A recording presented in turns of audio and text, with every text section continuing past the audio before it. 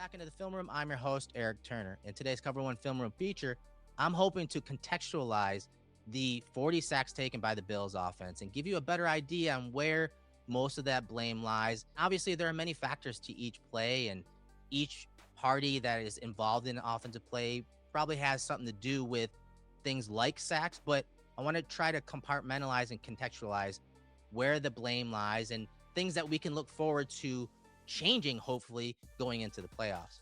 So let's start this analysis by looking at some of the stats. Again, 40 sacks taken by the Bills offense. Let's look at it by down. 10 sacks on first down, 11 on second down, 19 on third down. Obviously, big jumps when we're talking last year and even years prior. And a lot of the early down stuff, first and second down stuff, I put on Joe Brady and the Bills offensive staff. What's happening this year is, especially earlier in the year, when the Bills were running play action, they were taking several sacks. They took 6 sacks off of play action plays alone. They took 1 all of last year. And I think that had to do with a lot of Brady's play design and how the run action on these play action plays, the run action didn't match up with the actual run calls. And so it was not allowing guys to get open down the field.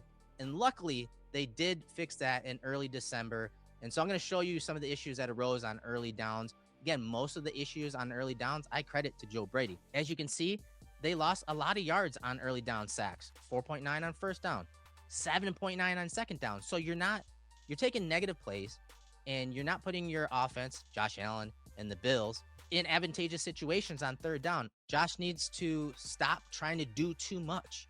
And one of the ways that you're seeing that in the stats is throwaways. Josh only has 13 throwaways this year. Last year, he had 30. So again, especially if you're talking early downs, don't give up those negative plays. Last year, Josh had 15 throwaways on first down, 6 on second down, and 5 on third down. This year, he's got 5 on first down, 7 on second down, and 1 on third down. And so again, those early downs, getting out of those situations where you're taking sacks and you're making boneheaded plays and not throwing it away, you're trying to run around, do too much, just throw it away. Get the ball out, live to see another down, help yourself to stay out of third and long and get to those manageable situations. Of the 19 sacks, the average down to go was 3rd and 9.2. So third and longs, you don't have many plays in the playbook to get guys open on 3rd and 9.2. You don't have much personnel or guys on the roster that can win one-on-ones and get open down the field on 3rd and 9.2. And on third downs, as you'll see, there's a lot of responsibility on Josh's shoulders and the offensive line. And you're talking about an offensive line that is primarily in 5-man protection. So that's a lot of responsibility when you're talking making plays down the field, trying to get the ball down the field. And so I understand why Josh isn't checking it down or hitting his outlets on 3rd and 9 or more, but he's done it before. And when he does do it, the offense just moves and he gets the ball out to guys that can make plays like Shakir and guys underneath, James Cook, Ty Johnson, guys that can do stuff after the catch. And so Josh just has to take what's given to him. And I know at times it's going to be very difficult to do, and it's a tough pill to swallow, but that is what this offense needs from him when we're talking those third down plays. So without further ado, let's jump into the film and take a look at these 40 sacks given up by the Bills offense, specifically the first and second down plays and the third down plays. So let's go. One area where the Bills have taken more sacks this year is when they've run play action. And to be fair, they've run play action a lot more this year, 41.6% on first down and 31% on second down. They've taken a total of 6 sacks out of their 40 when they've run play action on those downs. Last year it was 1 total. So what teams are doing is they're just adding on rushers. Hey, if you're keeping a fullback in or a tight end in to block and help with the shot calls down the field, we're just going to add on that guy as a rusher. Or they're just straight blitzing on those rush downs to slow down James Cook and the Bills' rush offense. Here you see the Bengals spike their DN, send a defender off the edge. That defender tries getting up the field on James Cook and around Josh Allen. Allen pump fakes, gets that guy up, and sees daylight, so he hits the middle of the field, but is wrapped up by the D tackle. Great angle here. You see 99 spike. Here comes 27 processing, run to pass. Josh senses that's going to happen. You can see him as he fakes it here. He kind of rolls to his right to get that guy to go upfield, and then he gets him up with the pump fake, and there is some daylight right here for Josh, but this defender right here does a great job of disengaging from the block to bring down Josh Allen for the sack, for a minimal sack if we're talking yardage lost. Here's another play call from that Bengals game that really falls again on the offense, the play call, and defense is adjusting. Bills ran this play earlier with the left guard pulling, and they hit Dawson Knox for a big play early in the game. But you see the Bengals adjust. Again, this is a play call issue and just better defense overall. Instead of just sitting back, the Bengals, when the Bills showed this same look, they just blitzed everyone. It's blitz zero. You see there's no one back here. They blitz everyone, and that overwhelms the play-action protection, and it brings Josh down for the sack. They send guys off of both edges. They spike the DN on the left, bring 22 as well. They also send 27 off the right edge, and the slanting defensive linemen and just so many people coming at Josh with only several blockers. Again, you think about it, 1, 2, 3, 4, 5 blockers. James Cook is going out for a route, so it's still just a 5-man protection off of play action. A good run team and a defense adjusting, you get multiple defenders at Josh to bring him down for the sack. You guys may remember this. Again, 1st and 10 situation. Here's an 8-yard loss on a sack. Condensed set by the Bills, and a lot of times that invites a blitz off the edge, and that's what the Texans do on this run down. Bills are showing that counter action run. They're a good run team. Well, guess what? You're going to get run blitzes. You're going to get run stunts, and you're also going to get defenders added on as a rusher when you run play action to, again, hem Josh in. Teams are doing a great job of hemming Josh in. So you'll see the corner come off the edge after the play action fake. Haas does a good job of sealing the end right there. Here comes Gilliam to pick up that blitzer, and here is the add-on player by the Texans. The linebacker adds on, and now Josh has really nowhere to go. The defenses have done a great job of hemming Josh in, not giving him any escape lanes here. And you see that perfectly on this play, and Josh is brought down for the sack. Much like the last play, counter action, pass play down the field that is taken away where Josh is sacked. And I just don't like this play call in design. This run action, this run fake does not look like your counter action. Yes, you get the action by Haas and Gilliam going that way, but the running back is not going that way. The run action is actually in the same direction that you want to throw. And that's important because now you're not getting these guys to commit. You're not getting these guys downhill so you can open up the route behind them or even the running back out here to the flats. Josh is looking to Keon Coleman at the top of this one on outbreaker, and the corner sitting on that to the short side of the field. So that's taken away. But because of the run action by Johnson here, it kept this defender to the short side of the field to undercut not only Coleman's route, but also come up and make the tackle on Ty Johnson. And so Josh moves on, and he wants to hit more behind that second level. But again, you didn't get these guys downhill. So now that window is not even open, and he takes a sack after 3 seconds. Just watch how ineffective the run action is. Those guys are not coming downhill. You're not getting them to commit this way so you can sneak the route from the backside, even if you don't want Coleman, even if you don't want Ty Johnson. This is the route, which the Bills did hit to Josh Palmer in this game, that you want. And that run action does not match up with the actual run that you do with Gilliam and Haas. But I will give the Bills credit. I was told in the first week of December they had to tweak some things when it came to the play action to make them match their duo, their mid zone, and even these counter action looks. You see in the 3rd week of December against the Browns, look at this beautiful explosive play to Tyrell Shavers. Does it match up with the run action? Yes. Boom, there's Haas. Boom, there's Gilliam. What is Cook doing? Is he going to go this way or is he going to go that way with the run action? What's he do? There's the counter action. Now you're getting these guys downhill, and they're sneaking Shavers in from the backside here. That is why that play worked, and that's where I tip my hat to Joe Brady and the offensive staff. They married their play action pass to their runs more. You can see how much of a difference that makes with the run action and getting that second level to commit to the run, because it looks and sounds and feels like the run, but then Josh is able to pull back and make the throw to Shavers for the explosive play. Here's a 2nd and 9 call where the Bills lose 6 yards on the sack, and I put this on Joe Brady in the play call because the Bills draw up a play that looks like it's supposed to be for more of a 2-high safety coverage, but the Patriots drop into a single high man coverage look, and there's not many routes to help the wide receivers uncover here. Again, because I didn't think the Bills expected this coverage. The only guy that really gets open is Josh Palmer to the bottom of the screen, and that's because he separates at the top of the route right there, but Josh is heated up in 2.1 seconds. And you can see him start to the bottom of the screen. There's just really no one open, and he tries scrambling around and taking the sack for a 6-yard loss. And the sack happens because of a nice stunt between Christian Barmore and Harold Landry. And this has happened several times this year on a bunch of the plays that I deemed were on the offensive line. Really were on plays like this. Barmore shoots upfield. Harold Landry loops inside to that man's side. You see there's a nice lane for him to get in there. Josh sees a flash of color, looks to manipulate the pocket. There's no one open regardless, and he takes a sack for the 6-yard loss. Here's another play call I would put on Joe Brady and the offensive staff. 2nd and 5 here. Bills are only down 23-16 with 8 minutes left in the fourth quarter on this 2nd and 5 play, and they dialed up an all verticals concept, which versus a single high coverage, that's not a bad call, but I don't think you need to be going into this portion of your playbook yet, especially if you're running all 5 guys out into routes. Looks like a check release first by Ray Davis, so he's not immediately going out, but you're talking about 5-man protection versus the Texans defensive line that has been feasting, and you're trying to run all verticals. This is really putting too much pressure on the offensive line. This is putting too much pressure on Josh Allen, and there's really no one open, and he takes the quick sack on the play. The time to pressure was 2.4 seconds, just not enough time for Josh to push the ball down the field and or make a play with his legs. On to the final play I deemed was on the staff and the play call. 2nd and 10 situation here, a 7-yard loss on this sack. The motion didn't really uncover any tendencies, whether it's man versus zone.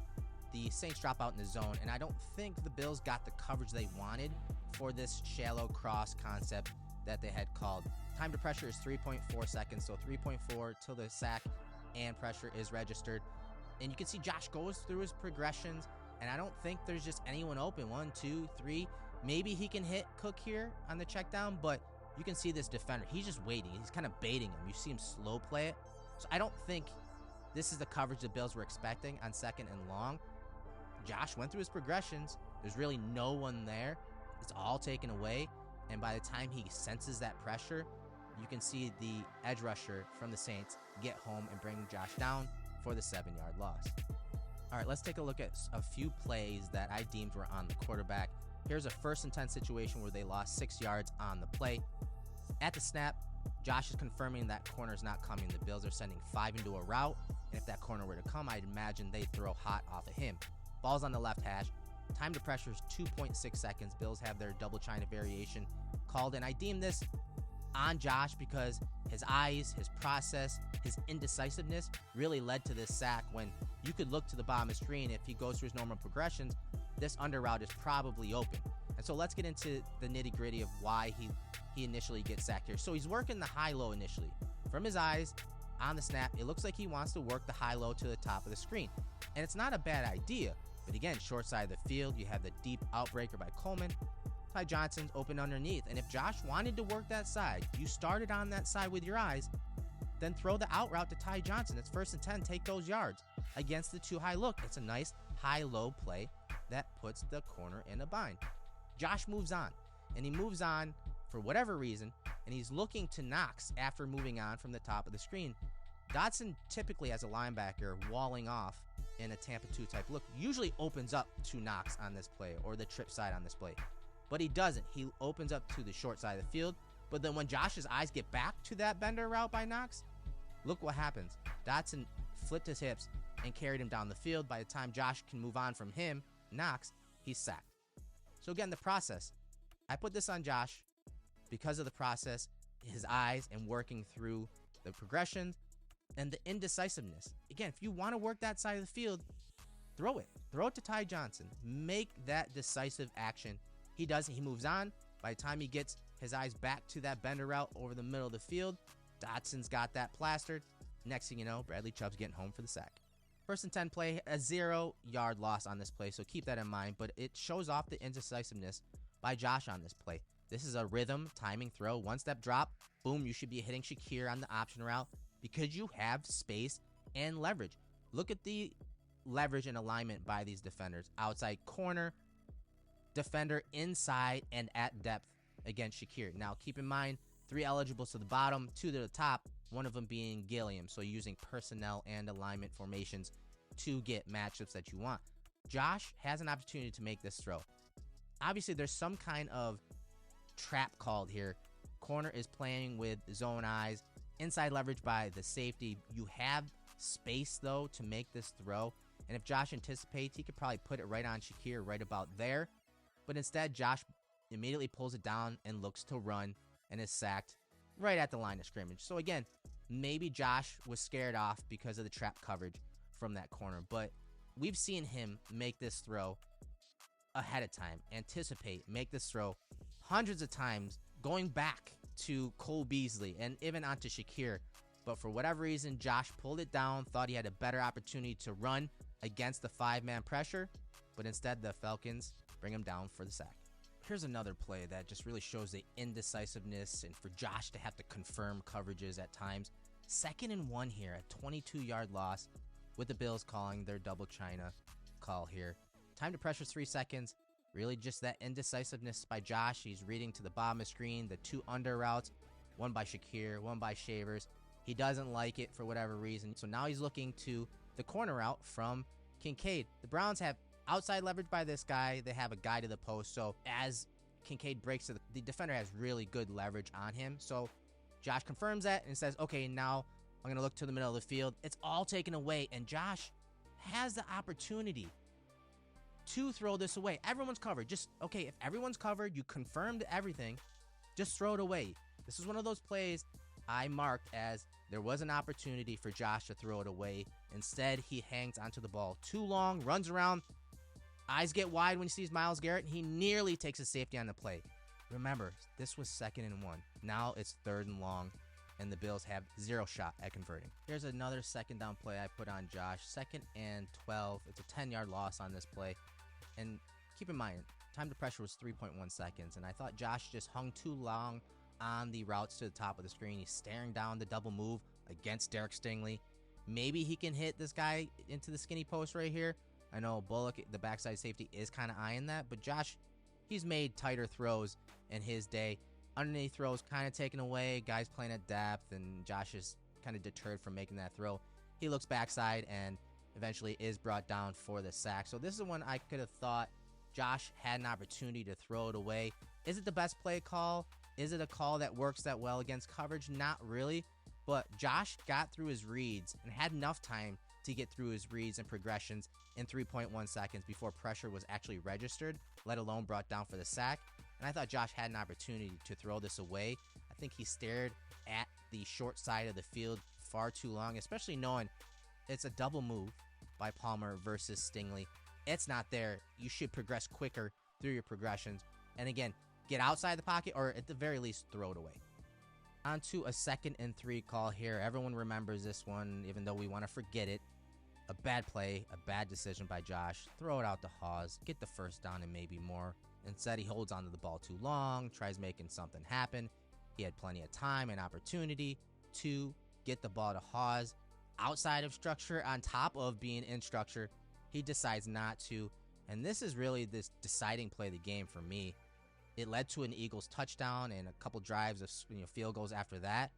And it was the only mistake really in the game that cost the Bills. And it was a game that the Eagles didn't make any mistakes. But the one mistake that Josh and the Bills offense did make, it cost them the game. And you just can't have that when you're talking playoff caliber and championship caliber teams in the playoffs.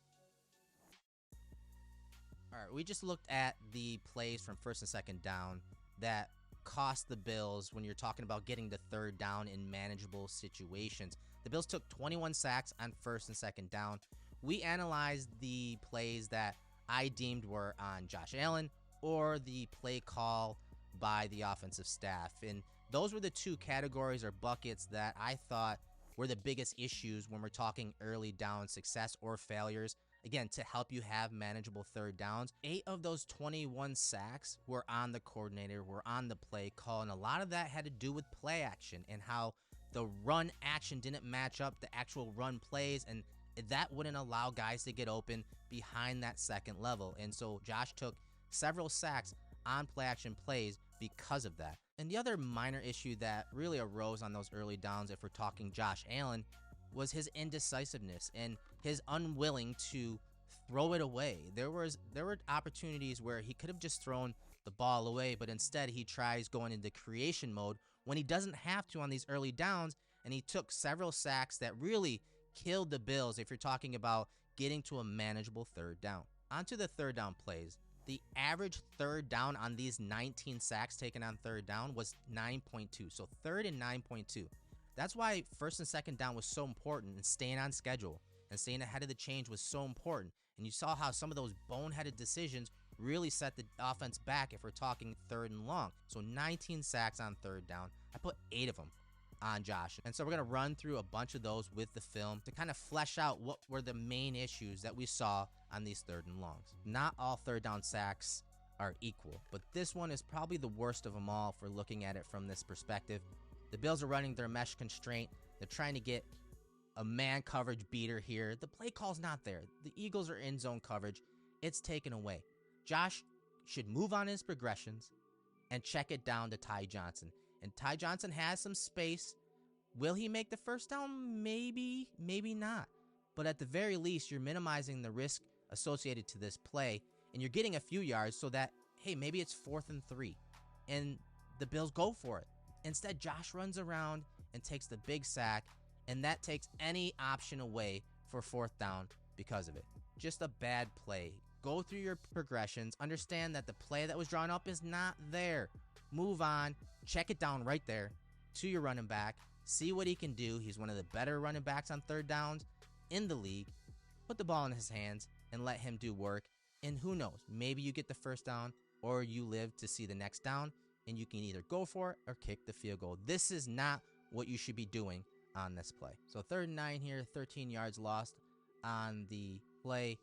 And honestly, this play probably shouldn't have been counted. It looked like the Bills' false started. McGovern snaps it late. But the Bills have a tight end and a running back helping, check to release. And they're looking down the field. Again, 3rd and 9. But there's really nothing open. These guys are all taken away. The crosser's taken away here. Josh actually has 2 outlets. I know, it's 3rd down. And it's 3rd and long. You don't want to just check it down. But in some situations, that's a win. The Browns send a late looper right here. So it's actually a 4-man rush, but I think they're expecting pressure from Garrett. This is the only rep that they moved Garrett to the other side of the defensive line. They're expecting pressure to funnel right to the linebacker. Josh pulls it down and then realizes that he's not going to get out of the pocket. But as I said, I think Josh had an opportunity to just check it down to Ty Johnson. Watch from the end zone angle. You see him go through his progressions, realizes that there's nothing there, and right here, check it down. Check it down. There's no one on Ty Johnson. It's a tough pill to swallow. It's 3rd and 9. I get it. You don't want to check it down. But if he gets this to Ty Johnson, this is absolutely a first down. 3rd and 10 play here as the Bills cross midfield. And just one of the more egregious plays from Josh.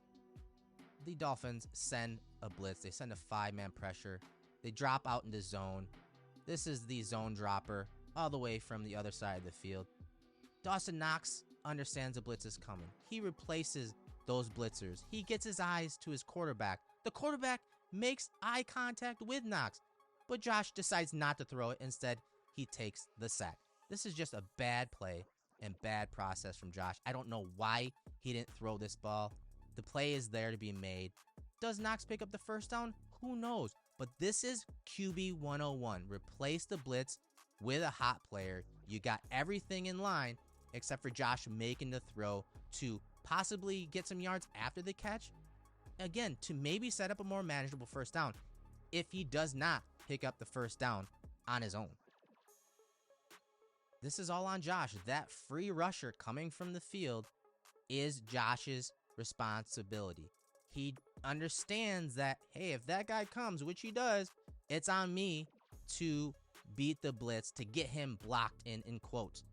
Josh doesn't throw it. For whatever reason, doesn't throw it. He takes a sack, and it's just frustrating to watch these kind of plays that you want your franchise quarterback to make. On to the Chiefs game, a 3rd and long. Again, these are all 3rd and long plays, so there aren't many plays drawn up that can get guys vertically down the field open, one, And the Bills don't have those bucket getters that can win on their own to get open down the field. This is 3rd and long, and the Bills take a sack here. And this is one of those plays, like, you got to understand, hey, they're going to send everyone deep and cover deep and keep those coverage shells to limit explosive plays. That's a long ways to go for the first down. Josh has to understand that, hey, the play call's not there, but there's someone open underneath. Josh has hit this play in several situations this year. Hit Shakir, let him do work as everyone is getting deep. This is a first down if Josh just throws it to Shakir, and I know it's a throw short of the sticks. It's only several yards past the line of scrimmage. But this is a play that has proven to work. Instead, Josh goes into creation mode, climbs the pocket because he sees Chris Jones here, but the Chiefs have a spy waiting for Josh. And as he climbs the pocket, the spy is able to close on Josh to end the play. Just throw the play, just throw the ball to Shakir, and let Shakir do work after the catch like he's done the entire year. All right, this is an interesting play on 3rd and 8, and very good work by the Falcons at inducing Josh into this play call. Right there, you see Josh call Manja.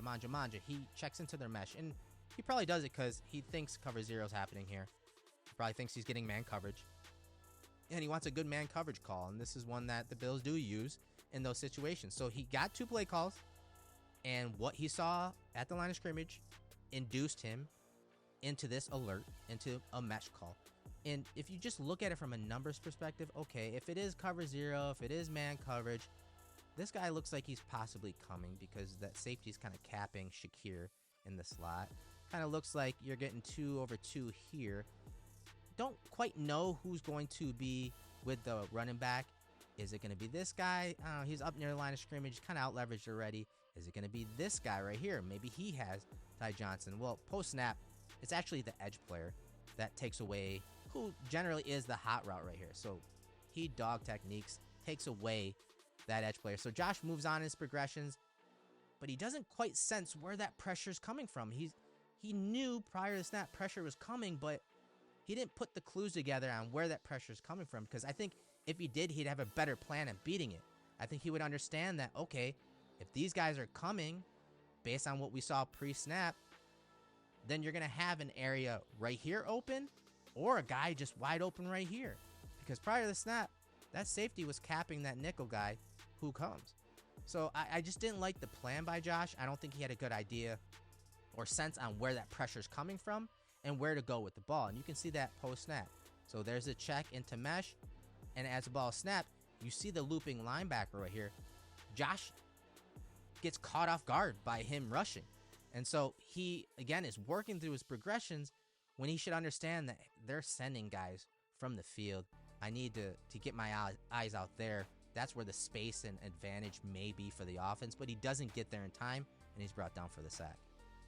So good call by the defensive coordinator of the Falcons, but I think Josh could have had a better plan prior to this play, prior to that snap. So when it came to 3rd and longs, I put 8 in Josh's category, and on him, you saw some of the reasons behind that. I put 5 on the offensive line. They were second most, and it's kind of expected. 3rd and longs, you know, you're getting a lot of 5-man protections, as is often the case with the Bills offense, because you want to space the field. You want to get 5 eligibles out.